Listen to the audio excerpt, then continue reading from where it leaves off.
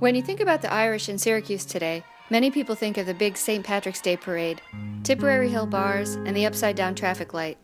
But there is more to the story about how Syracuse got to be so Irish. Answering Ireland's call. More than 5,000 Irish immigrants arrived in Syracuse during and after the potato blight and famine of the 1840s.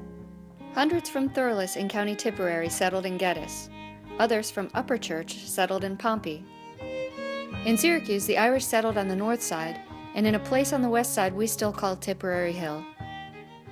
By 1900, there were about 19,000 Irish in Syracuse. That was almost 18% of the population. The Irish were salt boilers, merchants, craftsmen, service workers, and laborers. They worked on the Erie Canal, the railroad, and the Salve process.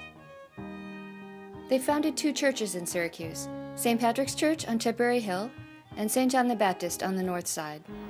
There was another reason they settled in the rolling green hills of Syracuse. It looked just like home.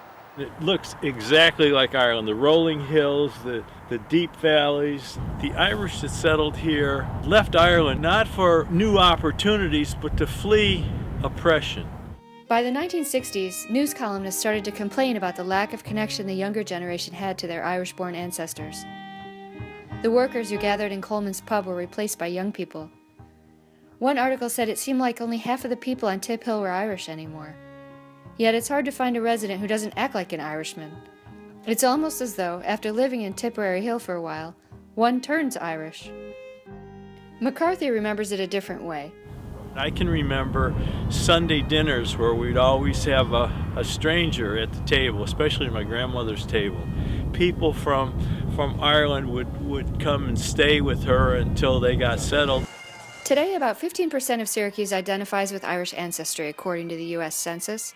The Irish are number 1, Italian ancestors are number 2, Germans are number 3. The suburbs around Syracuse have become even more Irish.